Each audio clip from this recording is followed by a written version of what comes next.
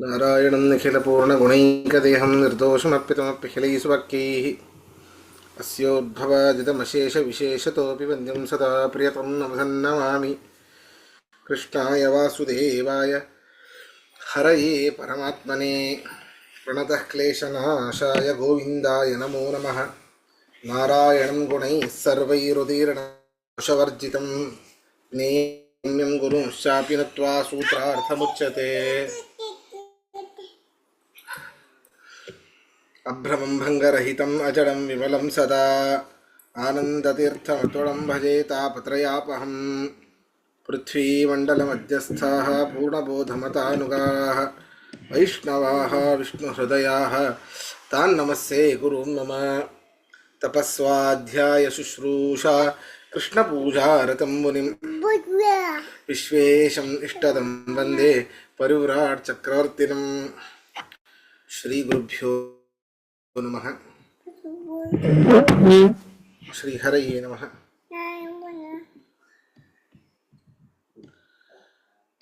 ಪಾಠ ಶುರು ಮಾಡೋಣ.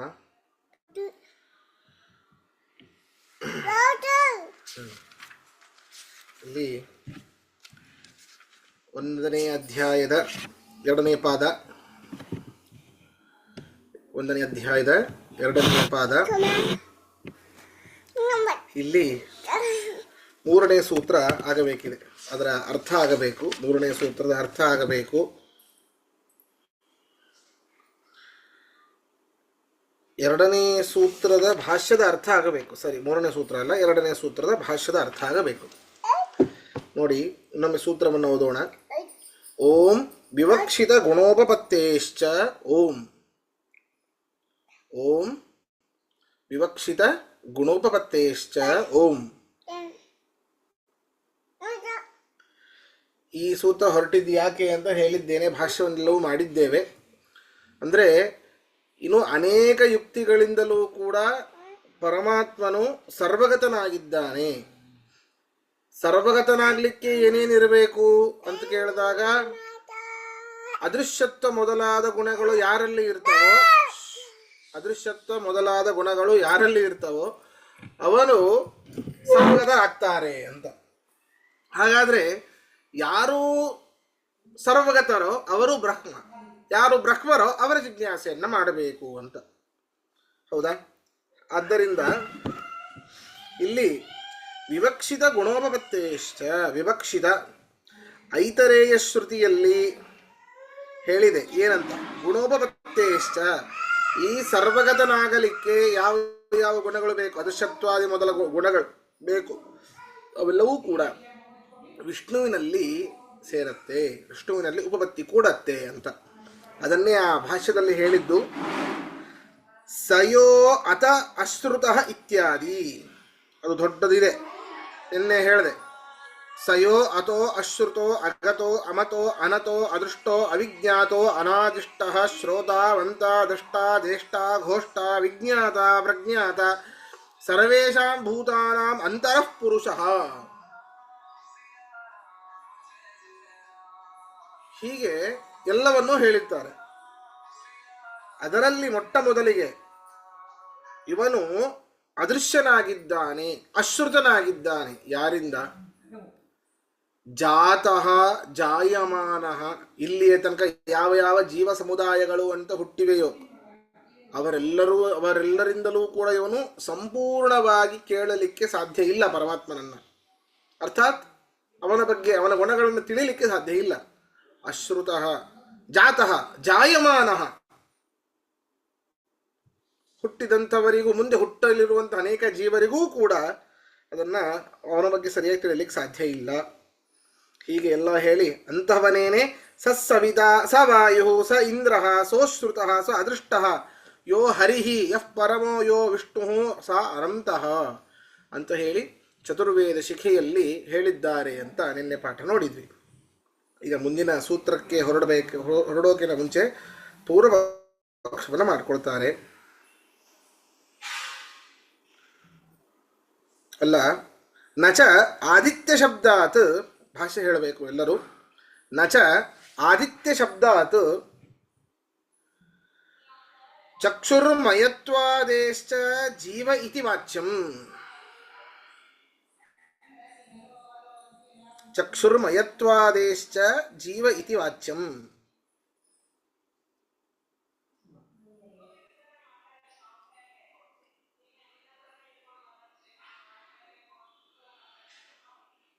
ಅಂದರೆ ಇದರ ಅರ್ಥ ಏನು ಅಂತಂದರೆ, ನಜ ಆದಿತ್ಯ ಶಬ್ದಾತ್ ಅಲ್ಲ, ಆದಿತ್ಯ ಅಂತ ಹೇಳಿದ್ದಾರೆ ಹಿಂದಿನ ಸೂತ್ರದಲ್ಲಿ. ಆದಿತ್ಯೋ ರಸಃ ತಸ್ಸೈ ತಸ್ಯಾವಾದಿತ್ಯೋ ರಸಃ ಅಂತ ಹೇಳಿದ್ರು ಅಲ್ಲ. ಆದಿತ್ಯ ಶಬ್ದದ ಪ್ರಯೋಗ ಇದೆ. ಆದಿತ್ಯ ಅಂದರೆ ಸೂರ್ಯ ಅಂತ ಅರ್ಥ. ಸೂರ್ಯ ಇರುವಂಥದ್ದು ಅವನು ಚಕ್ಷುರ್ಮಯ. ಯಾಕೆ ಅಂತಂದರೆ ನಮ್ಮ ಕಣ್ಣು ಜ್ಯೋತಿರ್ಮಯ ಅಂತ.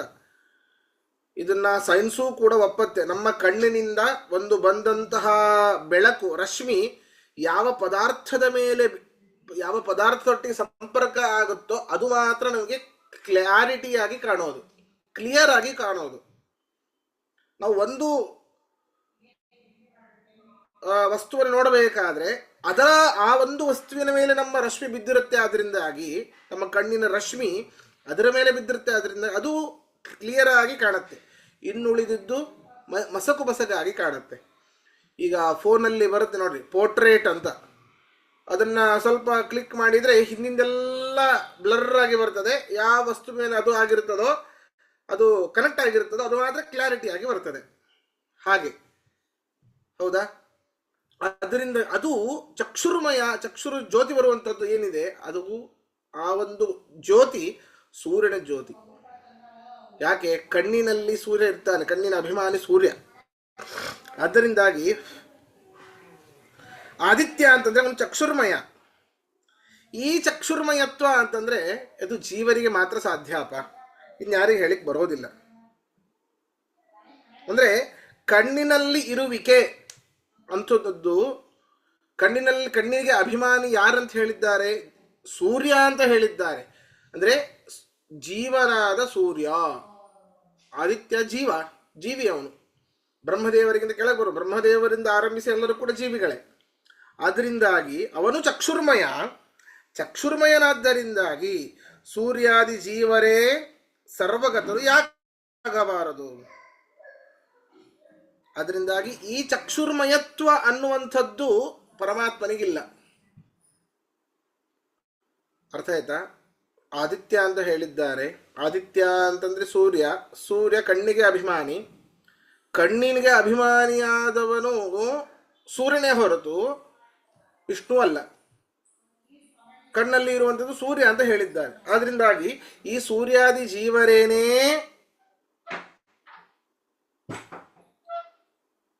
ಏನಾಗ್ತಾರೆ? ಸರ್ವಗತರಾಗ್ತಾರೆ. ಮತ್ತೆ ವಿಷ್ಣು ಆಗೋದಿಲ್ಲ ಅಂತ ಹೇಳಿ ಇತಿ ನಚವಾಚ್ಯಂ, ಹೀಗೆ ಹೇಳಬೇಡಿ. ಯಾಕೆ? ಅನುಪಪತ್ತೇಸ್ತು ನ ಶಾರೀರ. ಓಂ ಸೂತ್ರ ಹೇಳಬೇಕು. ಓಂ ಅನುಪಪತ್ತೇಸ್ತು ನ ಶಾರೀರ ಓಂ. ಅಲ್ಲ, ನೀವು ಹೇಳ್ತಿರೋದೇ ತಪ್ಪು ಅಂತ ವಿಚಾರ ಮಾಡ್ರಿ. ಆ ಒಂದು ಕಣ್ಣಿನಲ್ಲಿ ಇರುವಂತಹ ಒಂದು ಬೆಳಕು ಏನಿದೆ ಪರಮಾತ್ಮನದ್ದೇ ಹೊರತು ಸೂರ್ಯನದ್ದಲ್ಲ. ಯಾಕೆ? ಶಾರೀರ ಅಂದರೆ ಕಣ್ಣು ಇಡೀ ಲೋಕದಲ್ಲಿ ಒಂದೇ ಇದೆನಾ? ಎಷ್ಟು ಜನ ಜೀವಿಗಳಿದ್ದಾರೆ. ಕೆಲವೊಂದು ಜೀವಿಗಳಿಗೆ ಕಣ್ಣೇ ಇಲ್ಲ, ಕೆಲವೊಂದು ಜೀವಿಗಳಿಗೆ 3 4 ಕಣ್ಣುಗಳಿದೆ. ಬೇರೆ ಬೇರೆ ಬ್ರಹ್ಮಾಂಡದಲ್ಲಿ ಅನೇಕ ಅನಂತ ಕೋಟಿ ಬ್ರಹ್ಮಾಂಡ ನಾಯಕ ಅಂತ ಕರಿತೇವೆ. ಆಯಾಯ ಬ್ರಹ್ಮಾಂಡಕ್ಕೆ ಬ್ರಹ್ಮದೇವರೇ ಅನಂತ ಬೇರೆ ಬೇರೆ ಬ್ರಹ್ಮದೇವರೆಲ್ಲ ಇದ್ದಾರೆ. ಹೌದಾ? ಬ್ರಹ್ಮದೇವರೇ 8 ಕಣ್ಣು, 4 ಮುಖ. ಆದ್ದರಿಂದ ಅವರವರ ಮುಖಕ್ಕೆ ಅವರವರ ಅವರವರು ಇಂದ್ರನಿಗೆ ಮೈತುಂಬ ಕಣ್ಣು, ಸಹಸ್ರಾಕ್ಷ ಅಂತ ಕರಿತೇವೆ ಅವನನ್ನ.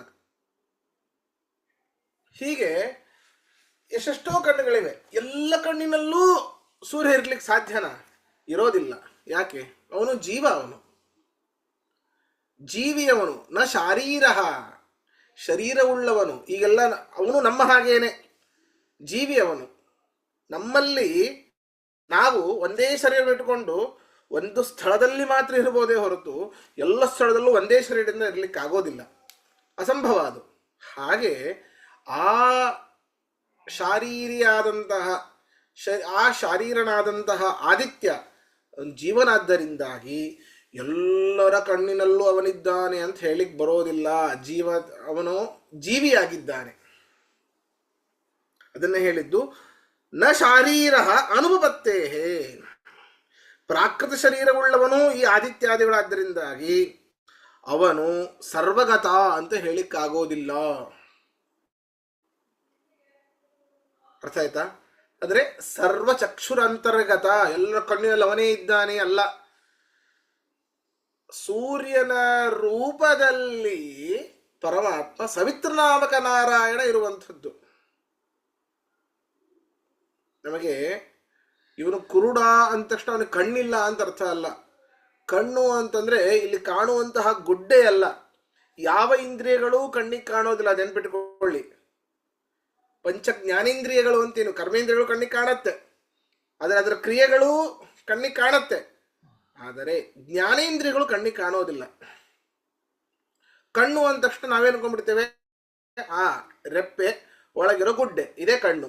ಕಿವಿ ಇಲ್ಲೇನಿದು ಕಾಣತ್ತೆ, ಕರ್ಣ ಶಷ್ಕುಲಿ ಇದೇ ಕಿವಿ.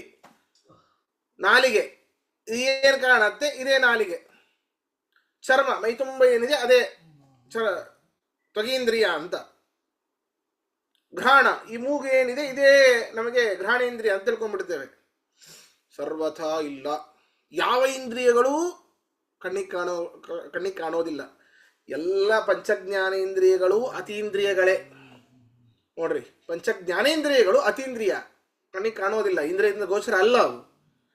ಕುರುಡ ಅಂತ ಇರ್ತಾನೆ, ಕುರುಡ ಅವನಿಗೂ ಗುಡ್ಡೆ ಇರ್ತದೆ, ನಮ್ಮ ಥರನೇ ಎಲ್ಲ ಗುಡ್ಡೆ ಇರ್ತದೆ, ಆದರೆ ದೃಷ್ಟಿ ಇರೋದಿಲ್ಲ. ಈ ಗುಡ್ಡೆಯಿಂದ ಆ ಒಂದು ಬೆಳಕು ಹೊರಗಡೆ ಬರ್ತಾ ಇರೋದಿಲ್ಲ, ಬಂದು ಇನ್ನೊಂದರ ಪದಾರ್ಥಕ್ಕೆ ಸಂಯೋಗ ಆಗ್ತಿರೋದಿಲ್ಲ. ಆದ್ರಿಂದ ಅವನಿಗೆ ಆ ಹೊರಗಿನ ಬಾಹ್ಯ ಪದಾರ್ಥಗಳ ಜ್ಞಾನ ಬರೋದಿಲ್ಲ. ಅವನಿಗೆ ಆ ಒಳಗಿನ ರಶ್ಮಿ ಇರೋದಿಲ್ಲ. ಆದ್ರಿಂದಾಗಿ ಆ ಒಂದು ರಶ್ಮಿ ಇದೆ, ಅದೇ ನಿಜವಾದ ಚಕ್ಷುರಿಂದ್ರಿಯ, ಅದು ಕಣ್ಣಿಗೆ ಕಾಣೋದಿಲ್ಲ. ಕಿವಿಯೂ ಅಷ್ಟೇ, ಕಿವುಡ, ಅವನಿಗೂ ನಮ್ಮ ಥರನೇ ಕಿವಿ ಇರ್ತದೆ. ಒಳಗಿನ ಇಂದ್ರಿಯ ಒಳಗಡೆ ಏನೋ ಒಂದಿದೆ, ಅದು ಕೆಲಸ ಮಾಡ್ತಿರೋದಿಲ್ಲ. ನಮಗೆ ಎಷ್ಟೋ ಸರ್ತಿ ಮೂಗಿರ್ತದೆ, ಅಯ್ಯೋ ಯಾಕೋ ವಾಸನೆ ಬರ್ತಿಲ್ಲ ಅಂತ. ಮೂಗಿಲ್ಲೇ ಇರ್ತದೆ, ಮೂಗಿದ್ಮೇಲೆ ಬರಲೇಬೇಕಲ್ಲ. ಘ್ರಾಣೇಂದ್ರಿಯ ಇದೆ ಅಂತಂದ ಮೇಲೆ, ಈ ಹೊರಗಡೆ ಕಾಣುವಂತಹ ಎರಡು ಹೊಳ್ಳೆ ಇರುವಂತಹ ಮೂಗು ಇದೆ ಅಂದ ಮೇಲೆ, ಘ್ರಾಣೇಂದ್ರಿಯ ಇದೆ ಅಂದ ಮೇಲೆ ವಾಸನೆ ಬರಲೇಬೇಕು. ಎಲ್ಲದರ ಯಾವುದೇ ಒಂದು ಪದಾರ್ಥವನ್ನು ಆಘ್ರಾಣಿಸಿದಾಗ ಅದರ ವಾಸನೆ ಬರಲೇಬೇಕು. ಅದು ಕೆಲವೊಮ್ಮೆ ಬರೋದಿಲ್ಲ, ಕೆಲವೊಬ್ಬರಿಗೆ ಅದಂತೂ ಬರೋದೇ ಇಲ್ಲ. ಅಂದ್ರೆ ಘ್ರಾಣೇಂದ್ರಿಯ ಒಳಗಡೆ ಇದೆ. ಕೆಲವೊಬ್ಬರಿಗೆ ಯಾವ ರುಚಿಯೂ ಹತ್ತನೇ ಇರೋದಿಲ್ಲ. ಹಾಗಾದರೆ ಈ ಕಾಣುವಂತಹ ಗುಲಾಬಿಯ ಒಂದು ಚರ್ಮದ ಮುದ್ದೆ ಏನಿದೆ, ಇದು ರಸನೇಂದ್ರಿಯ ಅಲ್ಲ. ಎಲ್ಲ ಪಂಚಜ್ಞಾನೇಂದ್ರಿಯಗಳೂ ಕೂಡ ಅತೀಂದ್ರಿಯಗಳೇ. ಅದರಿಂದಾಗಿ ಎಲ್ಲರ ಕಣ್ಣಿನಲ್ಲಿ ಇರುವಂತಹವನು ಒಬ್ಬನೇ ಶರೀರವುಳ್ಳವನಾಗೋದಿಲ್ಲ. ಯಾಕೆ? ಅವನು ನಮ್ಮ ಥರ ಶಾರೀರಿಕ.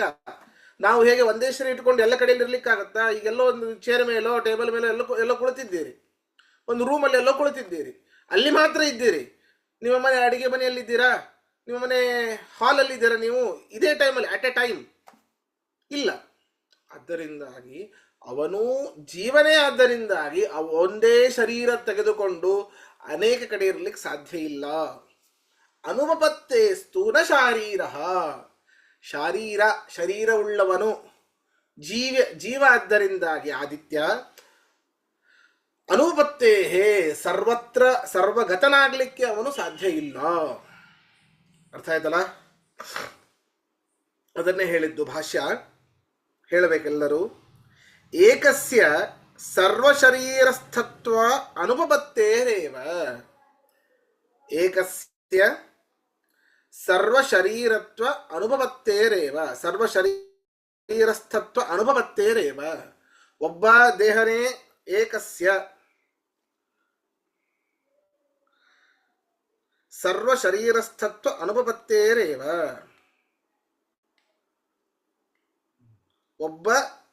ಒಬ್ಬನಿಗೇನೆ ಸರ್ವಶರೀರಸ್ತತ್ವಸ್ಯ, ಒಬ್ಬನೇ ಎಲ್ಲ ಶರೀರದಲ್ಲಿ ಇದ್ದಾನೆ ಅಂತ ಹೇಳಿಕ್ ಬರೋದಿಲ್ಲ. ಬರತ್ತೆ, ಪರಮಾತ್ಮನ ಅನುಗ್ರಹದಿಂದ ಅಷ್ಟೆ. ಅಷ್ಟು ಯೋಗ್ಯತೆ ಆದಿತ್ಯನಿಗಿಲ್ಲ. ಆದರೆ ಇದೆ ಅಂತಂದ್ರೆ ಪರಮಾತ್ಮನೇ ಆದಿತ್ಯನ ರೂಪದಿಂದ ಇರುವಂಥದ್ದು ಅಂತ ಅರ್ಥ. ಸರಿನಾ? ಇದರಲ್ಲಿ ಏನಾದರೂ ಪ್ರಶ್ನೆ ಇದ್ರೆ ಕೇಳಿ. ಆದ್ದರಿಂದಾಗಿ ಎಲ್ಲರ ಹೇಳಿ ಆಚಾರ್ಯ. ಇದೆ ಪ್ರಶ್ನೆ ಇದೆ. ಆದಿತ್ಯ ಸರ್ವಗತನಾಗಕ್ಕೆ ಸಾಧ್ಯ ಇಲ್ಲ ಅಂತ ಈಗ ನಾನು ನೀವು ಮತ್ತೊಬ್ರು ಒಂದು 5-6 ಜನ ನಿಂತ್ಕೊಂಡು ನೋಡಿದ್ರೆ ಎಲ್ರಿಗೂ ಸೂರ್ಯ ಕಂಡೇ ಕಾಣ್ತಾನೆ. ಎಲ್ಲಾರ ಕಣ್ಣಲ್ಲೂ ಸೂರ್ಯ ಇದ್ದೇ ಇರ್ತಾನೆ. ಬೇರೆ ಸೂರ್ಯ ಕಾಣೋದಿಲ್ಲ, ಒಬ್ಬನೇ ಸೂರ್ಯ ಕಾಣೋದು. ಒಬ್ಬನೇ ಸೂರ್ಯ, ಹೌದು, ಒಬ್ಬನೇ ಸೂರ್ಯ ಕಾಣಿಸ್ತಾನೆ. ಹೌದು. ಆವಾಗ ನಾವು ಒಬ್ಬೊಬ್ಬರನ್ನೇ ತಗೊಂಡಾಗ ನಾವು 7-8 ಜನ ಇದ್ದಾಗ ಅಷ್ಟು ಜನಕ್ಕೆ ಹೇಳ್ಬೇಕಾದ್ರೆ ಸರ್ವಗತನಾಗಿದ್ದಾನೆ ಅಂತ ಅನ್ಬೋದು ಅಲ್ವಾ ಈ ಪೂರ್ವ ಪಕ್ಷಿ ಪ್ರಕಾರ? ಅಲ್ಲ, ಸರ್ವಗತನಾಗ ಹೇಗೆ ಹೇಳ್ತೀರಿ? ಈಗ ಒಂದು ರೂಮಿನಲ್ಲಿ ಅಥವಾ ಒಂದು ಟೇಬಲ್ ಮೇಲೆ ಒಂದು ಏನೋ ಒಂದು ತಂಬಿಗೆ ಏನೇನೋ ಇಟ್ಟಿದ್ದೀರಿ, ಒಂದು 10 ಜನ ನೋಡ್ತಾರೆ, ಎಲ್ರಿಗೂ ಕಾಣುತ್ತೆ ತಮ್ಗೆ. ಎಲ್ರಿಗೂ ಏನಂತ ಕಾಣುತ್ತೆ? ಆ ಟೇಬಲ್ ಕಾಣುತ್ತೆ, ತಂಬಿಗೆ ಇದೆ ಅಂತಾನೆ ಕಾಣೋದು. ಅಷ್ಟೇ. ಹೌದಾ? ಆದ್ರಿಂದ ಎಲ್ಲರಿಗೂ ಅಂತ ಹೇಳಿ ಈ ಒಂದೇ ತಮ್ಗೆ ಮನೆ ತುಂಬಾ ಇದೆ ಅಂತ ಹೇಳಿಕ್ಕಾಗತ್ತಾ? ಇಲ್ಲ, ಒಂದೇ ತಮ್ಗೆ ಎಲ್ರಿಗೂ ಕಾಣುತ್ತೆ. ಒಂದೇ ತಮ್ಗೆ ಎಲ್ರಿಗೂ ಆ ಟೇಬಲ್ ಮೇಲೆ ಮಾತ್ರ ಕಾಣುತ್ತೆ. ಹೌದು, ಅಲ್ಲೇ ಆ ಜಾಗದಲ್ಲಿ ಮಾತ್ರ ಕಾಣುತ್ತೆ, ಎಲ್ಲ ಕಡೆ ಕಾಣಲ್ಲ. ಹಾಗೆ ಎಲ್ರಿಗೂ ಆ ಕಾಣುವಂತಹ ಸೂರ್ಯ ಆ ಒಂದು ಯಾವುದೋ ಒಂದು ದಿಕ್ಕಿನಲ್ಲಿ ಮಾತ್ರ ಕಾಣುತ್ತಾನೆ ಹೊರತು ಎಲ್ಲ ದಿಕ್ಕಿನಲ್ಲೂ ಎಲ್ಲದರಲ್ಲೂ ಕಾಣುವುದಿಲ್ಲ ಅಂತ. ಎಲ್ಲ ಕಡೆಯಲ್ಲೂ ಕಾಣಲ್ಲ. ಇವಾಗ ಸರಿ, ಅರ್ಥ ಆಯ್ತು. ಈಗ ಆಯ್ತು. ಧನ್ಯವಾದ. ನಮಸ್ಕಾರ. ಆದ್ರೆ ಶುರು ಆಗಿದ್ದು ಸೂರ್ಯ ಎಲ್ಲಾ ಕಡೆ ಇರ್ತಾನೆ ಅನ್ನೋದ್ರಿಂದಾನೇ ಶುರುವಾಗಿದ್ದು ಕನ್ಫ್ಯೂಷನ್. ಅದ್ರದ್ದು ಕ್ಲಾರಿಟಿ ಕೊಡ್ತಾ ಇರೋದು ಕರೆಕ್ಟ್ ಅಲ್ವಾ? ಸೂರ್ಯ ಹೌದು. ಅವ್ರು ಅಂದ್ರೆ ಪೂರ್ವ ಪಕ್ಷ ಮಾಡೋರು ಸುಮ್ನೆ ಏನೋ ಗೊತ್ತಿಲ್ಲಾರ್ದೇನೆ ಮಾಡ್ಬಿಡ್ತಾರ ಅಷ್ಟೇ. ಸುಮ್ನೆ ಒಂದ್ ಇಟ್ಕೊಂಡು ಸರಿಯಾಗಿ ಬಲವಾದ ಕಾರಣ ಇಲ್ಲದೇನೆ ಅದನ್ನ ಮಾಡ್ಬಿಡ್ತಾರೆ. ನಾವು ಅದನ್ನ ಕರೆಕ್ಟ್ ಪಾಯಿಂಟ್ ಹಿಡಿದು ಹೀಗಲ್ಲ ಅಂತ ಹೇಳ್ತೇವೆ ಅಷ್ಟೇ. ಆ ಕನ್ಫ್ಯೂಷನ್ ಕ್ಲಿಯರ್ ಮಾಡ್ಕೊಂಡು ಹೋಗೋದು. ಸರಿ.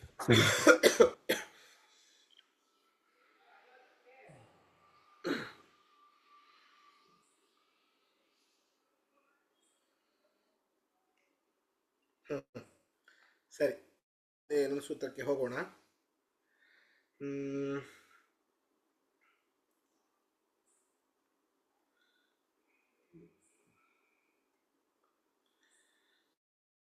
ಸೂತ್ರಕಾರರೇನೆ ಇನ್ನೊಂದು ಯುಕ್ತಿಯಿಂದಾಗಿ ಸರ್ವಗತತ್ವವನ್ನ ಜೀವರಲ್ಲಿ ನಿರಾಕರಣೆ ಮಾಡ್ತಾರೆ. ಇಲ್ಲಿ ಜೀವ ಅಂತಂದ್ರೆ ಸೂರ್ಯ ಅಂತ ಇಟ್ಕೊಳ್ಳಿ.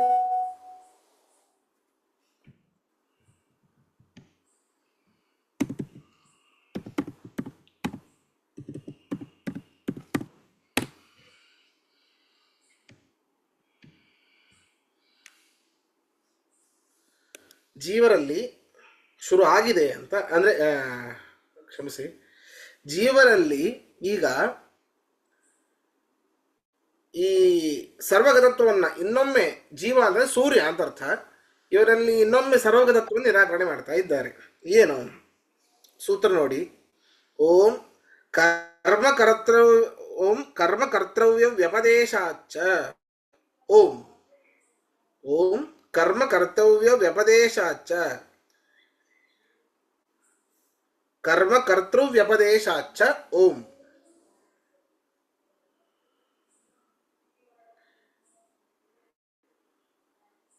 ಏನು? ಕರ್ಮ ಆಗಲಿ ಕರ್ತೃ ಆಗಲಿ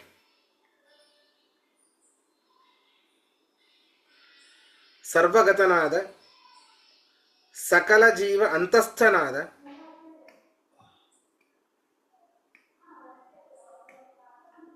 ಎಲ್ಲ ಕ್ರಿಯೆಗಳನ್ನ ಮಾಡಿಸುವಂಥವನು ಈ ಆದಿತ್ಯನಾಗ್ಲಿಕ್ಕೆ ಸಾಧ್ಯ ಇಲ್ಲ. ಅಂದ್ರೆ ವಿಚಾರ ಮಾಡಿ, ಎಲ್ಲರಲ್ಲೂ ಅವನು ಇಲ್ಲ ಅಂತ ಹೇಳಿದ್ರು. ಹೇಳಿ ಎಲ್ಲರಲ್ಲೂ ಇಲ್ಲ, ಆದರೆ ಎಲ್ಲರಿಂದ ಕೆಲಸವನ್ನ ಮಾಡಿಸುವಂಥವನು ಕರ್ಮವು ಪರಮಾತ್ಮನೇನೇ ಹೊರತು ಇವರಾಗ್ಲಿಕ್ಕೆ ಸಾಧ್ಯ ಇಲ್ಲ. ಈ ಜೀವರು ಅರ್ಥಾತ್ ಸೂರ್ಯ ಆಗ್ಲಿಕ್ಕೆ ಸಾಧ್ಯ ಇಲ್ಲ. ಕರ್ಮ ಕರ್ತೃ ವ್ಯಪದೇಶಾಚ್ಚ. ಕರ್ಮ ಆಗಲಿ ಮಾಡಿಸುವವನು, ಒಳಗೆ ನಿಂತು ಮಾಡುವವನು ಆ ಪರಮಾತ್ಮನೇನೇ ಹೊರತು ಈ ಸೂರ್ಯ ಅಲ್ಲ, ಸೂರ್ಯಾದಿ ಜೀವರಲ್ಲ ಅಂತ. ಅರ್ಥಾತ್ ಇವರು ಯಾವ ಶಕ್ತಿಯೂ ಕೂಡ ಇವರಿಗೆ ಇಲ್ಲ ಅಂತ ಅರ್ಥ. ಏನೋ ಒಂದು ಇದೆ, ಸ್ವಲ್ಪ ಬೆಳಕನ್ನ ಕೊಡ್ತಾ ಇದ್ದಾರೆ ಅಂತಂದ್ರೆ ಅದು ಪರಮಾತ್ಮನ ಅನುಗ್ರಹದಿಂದ ನಡೀತಾ ಇದೆ ಅಂತ ಅರ್ಥ. ಪರಮಾತ್ಮನ ಅನುಗ್ರಹದಿಂದ ನಡೀತಾ ಇದೆ ಅಂತ ಅರ್ಥ.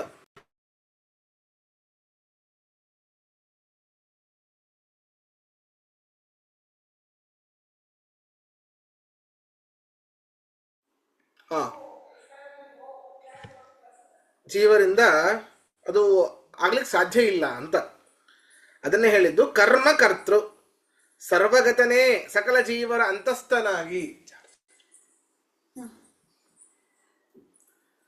ಸಕಲ ಜೀವರ ಅಂತಸ್ಥನಾಗಿ ಸಕಲ ಕ್ರಿಯೆಗಳನ್ನ ಮಾಡಿಸುವಂಥದ್ದು ಜೀವನು ಆಗ್ಲಿಕ್ಕೆ ಸಾಧ್ಯ ಇಲ್ಲ. ಯಾಕೆ?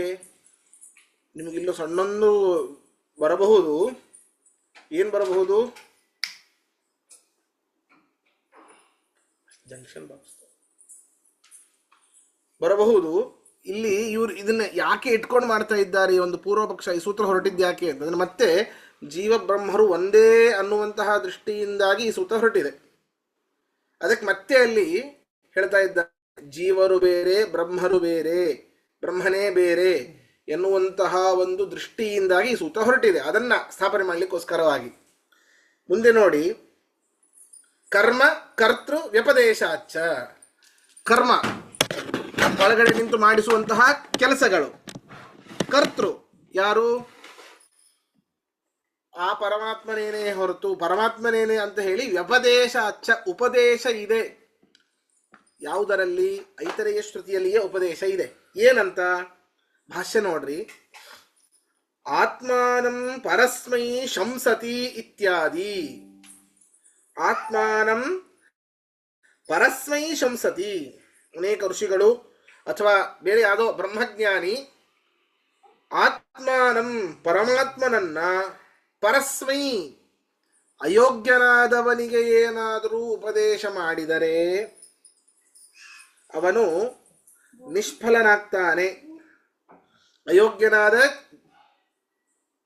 ಈ ಜೀವನಿಗೆ, ಎಲ್ಲಾ ಜೀವರು ಅಯೋಗ್ಯರು ಅಂತಲ್ಲ, ಯಾರು ಅಯೋಗ್ಯ ಜೀವರು ಅಂತಿರ್ತಾರೆ ಅಂಥವರಿಗೆ ಉಪದೇಶ ಮಾಡಿದರೆ ಶಂಸತಿ. ಯಾರು ಉಪದೇಶ ಮಾಡ್ತಾನೋ ಅವನಿಗೆ ಯಾವುದೇ ಫಲ ಬರೋದಿಲ್ಲ ಅಂತರ್ಥ. ಉದಾಹರಣೆಗೆ, ಈಗ ಒಬ್ಬ ಗುರುಗಳಿಂದ ನಾವು ಪಾಠವನ್ನ ಕಲಿತಾ ಇದ್ದೇವೆ ಅಂತ ಆದ್ರೆ, ನೀವು ಅಕಸ್ಮಾತ್ ಆಗಿ ಅಥವಾ ನೀವು ಮನಃಪೂರ್ವಕವಾಗಿಯೇನೆ ಗುರುಗಳು ಹೇಳಿದ ಪಾಠವನ್ನ ನೀವು ಕೆಲವೊಂದು ಸಮಯ ಕಾಲ ಬಿಡು ಮಾಡಿಕೊಂಡು ನೀವು ಅದನ್ನ ಓದಿದ್ರೆ, ಸರಿಯಾಗಿ ಓದಿ ನೀವು ಅರ್ಥ ಮಾಡಿಕೊಂಡ್ರೆ ಅದರ ಒಂದು ಇಷ್ಟು ಪರ್ಸೆಂಟ್ ಪುಣ್ಯ ಗುರುಗಳಿಗೂ ಬರ್ತದೆ. ಅರ್ಥ ಆಯ್ತಾ? ಈಗ ನಾವು ಗುರುಗಳಿಂದ ಏನಾದರೂ ಒಂದು ಮಂತ್ರದ ಉಪದೇಶವನ್ನು ಪಡೆದಿರ್ತೇವೆ. ಶಿವಪಂಚಾಕ್ಷರಿ ಮಂತ್ರವೋ, ರಾಮ ಷಡಕ್ಷರ ಮಂತ್ರವೋ, ಹಯಗ್ರೀವ ಮಂತ್ರವೋ, ನರಸಿಂಹ ಮಂತ್ರವೋ, ಯಾವುದೋ ಒಂದು ಮಂತ್ರದ ಉಪದೇಶವನ್ನು ಪಡೆದಿರ್ತೇವೆ. ನೀವು ಪ್ರತಿನಿತ್ಯ ಈ ಮಂತ್ರದ ಉಪಾಸನೆಯನ್ನು ಮಾಡ್ತಾ ಇದ್ದೀರಿ ಅಂತ ಆದ್ರೆ ಇದರ ಒಂದು ಇಷ್ಟು ಪರ್ಸೆಂಟೇಜ್ ಫಲ ಅಂತ ಹೇಳಿ ಯಾರು ನಿಮಗೆ ಉಪದೇಶ ಮಾಡಿರ್ತಾರೋ ಆ ಗುರುಗಳಿಗೂ ಹೋಗುತ್ತೆ. ಹೀಗೆ ಆತ್ಮಾನಸ್ಮೈ ಶಂಸತಿ. ಇಲ್ಲಿ ಯಾರೋ ಒಬ್ಬ ಬ್ರಹ್ಮಜ್ಞಾನಿ ಆತ್ಮಾನಂ ಪರಮಾತ್ಮನನ್ನ ಪರಸ್ಮೈ ಶಂಸತಿ, ಅಯೋಗ್ಯನಾದ ಜೀವನಿಗೆ ಏನಾದರೂ ಉಪದೇಶ ಮಾಡಿದರೆ ಈ ಬ್ರಹ್ಮಜ್ಞಾನಿಗೆ ಏನೂ ಫಲ ಇಲ್ಲ.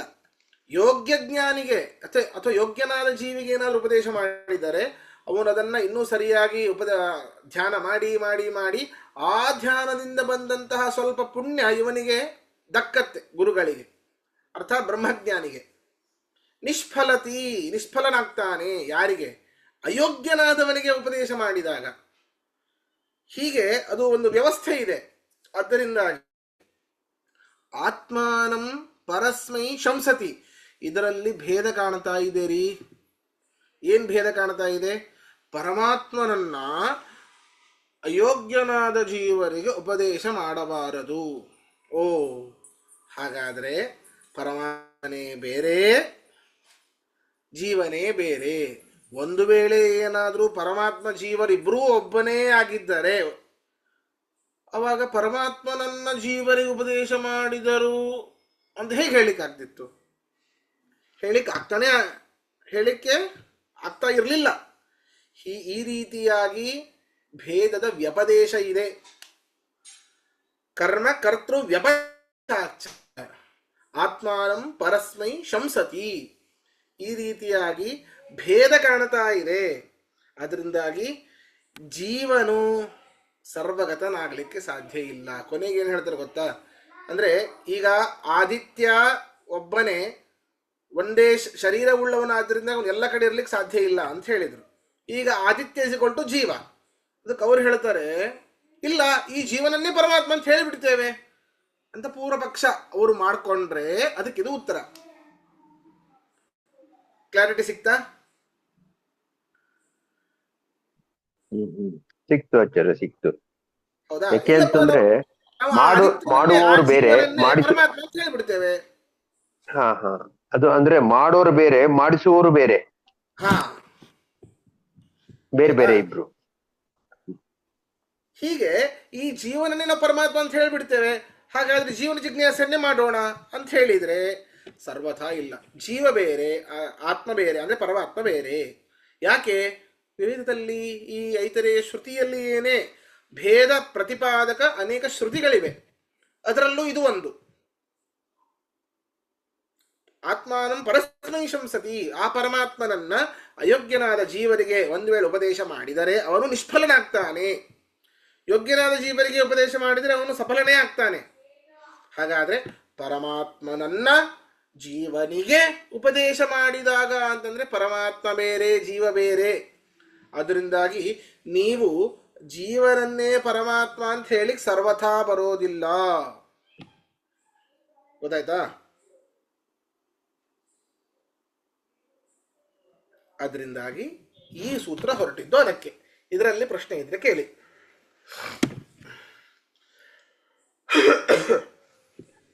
ಆಚಾರ್ಯ, ಇಲ್ಲಿ ನಾವು ಇದನ್ನ ಸ್ವಲ್ಪ ಹಿಂದಕ್ಕೆ ಹೋಗಿ ನಾವು ಅದರಲ್ಲಿ ಬೇರೆ ಬೇರೆ ಹೇಳಿದ್ವಲ್ಲ, ಸಾತ್ವಿಕ ಸಾತ್ವಿಕ ಸಾತ್ವಿಕ ಸಾತ್ವಿಕ ತಾಮಸರು, ಸಾತ್ವಿಕ ಸಾತ್ವಿಕ ಸಾತ್ವಿಕ ರಾಜಸರು, ಸಾತ್ವಿಕ ಸಾತ್ವಿಕ ಸಾತ್ವಿಕ ತಾಮಸರು. ಇದನ್ನ ಮನಸ್ಸಿಗೆ ಇದನ್ನ ಇಟ್ಟುಕೊಂಡ್ರೆ ಇದು ಕ್ಲಿಯರ್ ಆಗತ್ತಲ್ವಾ? ಅಲ್ವಾ? ಹೌದು, ಸರಿ ಆಯ್ತು, ಸರಿ ಸರಿ.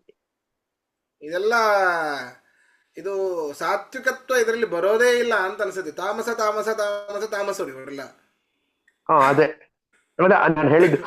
ಇದನ್ನ ಆ ಕಾನ್ಸೆಪ್ಟ್ ನ ಇಟ್ಕೊಂಡ್ರೆ ನಾವು ತಿಳ್ಕೊಳ್ಬಹುದು ಅಂತ. ಕಡೆಗೆ ಬರೋದು ತಾಮಸ್ ತಾಮಸ್, ಎಲ್ಲರೂ ತಾಮಸರೇ. ಸರಿ ಆಯ್ತು, ಸರಿ.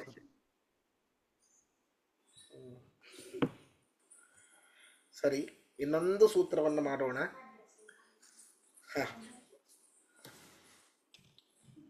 ಓಂ ಶಬ್ದ ವಿಶೇಷಾತ್ ಓಂ.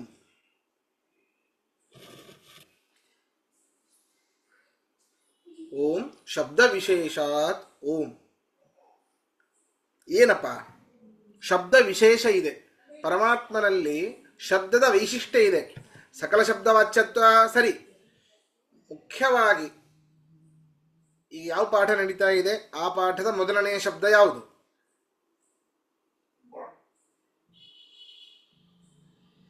ಬ್ರಹ್ಮ. ಬ್ರಹ್ಮ ಶಬ್ದ ಅಂದ್ರೆ ಬ್ರಹ್ಮ ಶಬ್ದ. ಈ ಬ್ರಹ್ಮ ಶಬ್ದದ ವೈಶಿಷ್ಟ್ಯ ಅದು ಪರಮಾತ್ಮನಲ್ಲಿ ಮಾತ್ರ ಕೂಡೋದು ಅಂತ, ಇನ್ಯಾರಲ್ಲೂ ಕೂಡ್ಲಿಕ್ಕೆ ಸಾಧ್ಯ ಇಲ್ಲ. ಶಬ್ದ ವಿಶೇಷಾತ್. ಸೂತ್ರವನ್ನು ಇನ್ನೊಮ್ಮೆ ಹೇಳಬೇಕೆಲ್ಲರೂ. ಓಂ ಶಬ್ದ ವಿಶೇಷಾತ್ ಓಂ. ಶಬ್ದಸ್ಯ ಅಂತಂದ್ರೆ ಬ್ರಹ್ಮ ಶಬ್ದದ ವೈಶಿಷ್ಟ್ಯ ಅಂತಂದ್ರೆ ಈ ಬ್ರಹ್ಮ ಶಬ್ದ ವಿಶೇಷವಾಗಿ ಪ್ರತಿಪಾದನೆ ಮಾಡುವಂಥದ್ದು ವಿಷ್ಣುವನ್ನೇ ಹೊರತು ಇನ್ಯಾರನ್ನೂ ಅಲ್ಲ. ಯಾಕೆ? ಭಾಷೆ ಹೇಳಬೇಕು. ಹೇಳ್ತೇನೆ, ಎಲ್ಲರೂ ಹೇಳಿ. ಏತಮೇವ ಬ್ರಹ್ಮೇತ್ಯಾಚಕ್ಷತೆ ನಹಿ ಜೀವಮೇವ ಬ್ರಹ್ಮೇತ್ಯಾಚಕ್ಷತೆ. ಏಷೌ ಏವ ಬ್ರಹ್ಮ, ಏಷೌ ಏವ ಆತ್ಮ, ಏಷೌ ಏವ ಸವಿತೃ, ಏಷೌ ಏವ ಇಂದ್ರಃ, ಏಷೌ ಏವ ಹರಿಃ, ಹರತಿ ಪರಃ ಪರಾನಂದ ಇತಿ ಚ ಇಂದ್ರದ್ಯುಮ್ನ ಶಾಖಾಯಾಂ. ನೋಡಿ, ಯಾವ ಆಚಾರ್ಯರೂ ಕೂಡ ನನಗೆ ಹೀಗೆ ಅನಸತ್ತೆ ಅಂತ ಬರೆದಿದ್ದಾರೆ ಹೊರತು ಇಂತಹ ಶಾಖೆಯಲ್ಲಿ ಇಂತಹ ಗ್ರಂಥದಲ್ಲಿ ಇಷ್ಟನೇ ರುಕ್ಕು ಅದಕ್ಕೆ ಇಂತಹ ಹೆಸರು ಅಂತ ಯಾರೂ ಬರೆದಿಲ್ಲ. ಅದು ನಮ್ಮ ಮಧ್ವಾಚಾರ್ಯರೊಬ್ಬರೇ. ಇಂತಹ ಶಾಖೆಯಲ್ಲಿ ಇದೆ, ಚತುರ್ವೇದ ಶಿಖಾಯ, ಇಂದ್ರದ್ಯುಮ್ನ ಶಾಖಾಯ, ಐತರೇಯ ಶ್ರುತಿಯಲ್ಲಿ ಇದೆ. ಪ್ರತಿಯೊಂದನ್ನು ಪ್ರಮಾಣ ಸಹಿತವಾಗಿ ಕೊಟ್ಟು, ಪ್ರೂಫ್ ವಿತ್ ಪ್ರೂಫ್, ಎವಿಡೆನ್ಸ್ ಬೇಕಲ್ಲ, ಸುಮ್ಮನೆ ಹೇಳಿದ್ರೆ ಹೇಗೆ? ಆದ್ದರಿಂದ ಎಷ್ಟು ಅದ್ಭುತ. ನಮಗೆ ಮುಖ್ಯವಾಗಿ ಪ್ರಮಾಣ ಅಂದರೆ ವೇದಗಳೇ. ವೇದಗಳಲ್ಲಿ ಬರುವ ಪರಮ ಪ್ರಮಾಣ ನಮಗೆ ಯಾಕೆ? ಅಪೌರುಷೇಯತ್ವಾತ್ ಪರಮ ಪ್ರಮಾಣಂ ವೇದ. ಪರಮ ಪ್ರಮಾಣವಾದದ್ದು ವೇದ, ಅಪೌರುಷೇಯ, ಯಾವ ಪುರುಷ ನಿರ್ಮಿತ ಅಲ್ಲ. ಆದ್ದರಿಂದಾಗಿ ಏನು ಮಾತಾಡಿದ್ರು ಅದರಲ್ಲೇ ಕೊಡೋದು, ಮಾತಾಡಿದ್ರು ಅದರಲ್ಲೇ ಈ ರೀತಿ ಹೇಳಿದ್ದಾರೆ. ಆದ್ದರಿಂದಾಗಿ ಹೇಳಿದ್ದು ಸದಾ ಗಮೈಕ ವಿಜ್ಞೇಯಂ, ಸದಾ ಸರ್ವ ವೇದಗಳಿಂದ ಪ್ರತಿಪಾದಿತನಾದವನು ಆ ಪರಮಾತ್ಮನೇ ಹೊರತು ಇನ್ನಾರೂ ಇಲ್ಲ.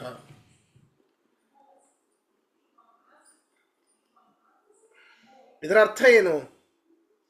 ಏತಮೇವ ಬ್ರಹ್ಮೇತ್ಯಾಚಕ್ಷತೆ, ಈ ವಿಷ್ಣುವನ್ನೇ ಬ್ರಹ್ಮ ಅಂತ ಕರಿತೇವೆ ಹೊರತು ಇನ್ಯಾರನ್ನೂ ಅಲ್ಲ. ನಹಿ ಜೀವಮೇವ ಬ್ರಹ್ಮೇತ್ಯಾಚಕ್ಷತೆ, ಜೀವನ್ನ ಬ್ರಹ್ಮ ಅಂತ ಕರೆಯೋದಿಲ್ಲ ನಾವು. ಯಾಕೆ? ಏಷೌ ಏವ ಬ್ರಹ್ಮ ಈಶ, ಏಷೌ ಏವ ಆತ್ಮ ಈಶ, ಏಷೌ ಸವಿತ್ರ ಈಶ. ಇವನೇ ಬ್ರಹ್ಮ, ಇವನೇ ಆತ್ಮ, ಇವನೇ ಸವಿತ್ರು ಅಂದರೆ ಸೂರ್ಯ, ಇವನೇ ಇಂದ್ರ, ಇವನೇ ಹರಿಹಿ. ಯಾಕೆ? ಹರಿಹಿ ಕುತಃ ಹರತಿ ಇತಿ ಹರಿಹಿ. ಎಲ್ಲ ಅವರ ನಾಮಸ್ಮರಣೆಯನ್ನ ಮಾಡೋದ್ರಿಂದ ಎಲ್ಲರ ಪಾಪಗಳನ್ನು ಹರಣ ಮಾಡ್ತಾನೆ. ಆದ್ದರಿಂದಾಗಿ ಅವನು ಹರಿ. ಸಹ ಪರಃ ಪರಾನಂದ, ಅವನೇ ಉತ್ತಮ, ಅವನೇ ಜ್ಞಾನಾನಂದಮಯ ಅಂತ ಇಂದ್ರದ್ಯುಮ್ನ ಶಾಖೆಯಲ್ಲಿ ಇದೆ. ಅದರಿಂದ ಬ್ರಹ್ಮ ಶಬ್ದ ವಾಚ್ಯತ್ವ ಯಾರಲ್ಲಿ ಬಂತು? ಹರಿಯಲ್ಲಿ ಬಂತು. ಆ ಹರಿಯೇ ಬ್ರಹ್ಮ. ಅಂತಹ ಬ್ರಹ್ಮನ ಉಪಾಸನೆಯನ್ನು ಮಾಡೋದ್ರಿಂದ ಮೋಕ್ಷ ಕಟ್ಟಿಟ್ಟ ಬುತ್ತಿ. ಆದ್ದರಿಂದಾಗಿ ಅವನ ಜಿಜ್ಞಾಸೆಯನ್ನು ಮಾಡಬೇಕು ಅಂತ ಇದರಲ್ಲಿ ಹೇಳಿದ್ದಾರೆ. ಇದರಲ್ಲಿ ಪ್ರಶ್ನೆ ಇದ್ರೆ ಕೇಳಿ.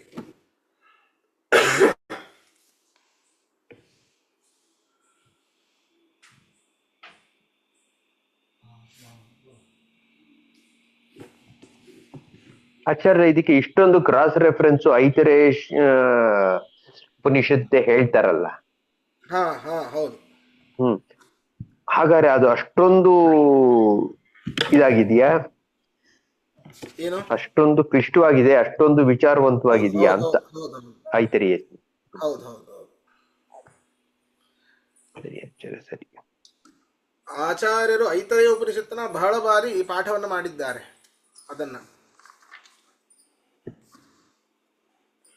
ಶಿಷ್ಯರಿಗೆ ಅಂದ್ರೆ ಅವರಿಗೇನು ಆ ಉಪನಿಷತ್ತಿನ ಆ ಉಪನಿಷತ್ತು ಅಂತಲ್ಲ, ವೇದಗಳಿಗೆ ಅನಂತ ಅರ್ಥ. ಸರಿನಾ? ಬೇಕಾದಷ್ಟು ಅರ್ಥಗಳನ್ನ ಹುಡುಕಾಡಿ ಅದನ್ನ ಪರಮಾತ್ಮ ಸ್ಮರಣೆ ಮಾಡುವಂತಹ ಆ ಒಂದು ಚಾಣಾಕ್ಷತೆ ಆಚಾರ್ಯಲ್ಲಿ ಮಾತ್ರ ಇರೋದು. ಸರಿ, ಹಾಗಾದ್ರೆ ಇವತ್ತಿನ ಪಾಠ ಮುಗಿಸೋಣ. ಶ್ರೀಕೃಷ್ಣಾರ್ಪಣಮಸ್ತು. ಮಧ್ವೇಶಾರ್ಪಣ. ನಮಸ್ಕಾರ. ನಮಸ್ಕಾರ. ಅವನು ತಾತ ಅಂತಾನೆ. ನಾವೆಲ್ಲ ವಿಡಿಯೋ ಆನ್ ಮಾಡಿದ್ರೆ ಎಲ್ಲ ಬರೀ ತಾತಗಳೇನೆ. ಹಾಗಲ್ಲ, ಟಾಟಾ ಅಂತ. ಓಹೋ, ಟಾಟಾ ಅಂತ ಇದ್ದಾನೆ. ಎಲ್ಲ ಬರೀ ತಾತಗಳೇ ಇರೋದು. ಟಾಟಾ ಮಾಡು. ಹಾ, ಟಾಟಾ ಬೇರೆ, ತಾತ ಎಲ್ಲ ತಾತಗಳೇ ನೋಡು.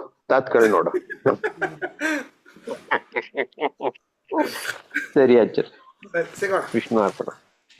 ನಮಸ್ಕಾರ ಆಚಾರ್ಯ.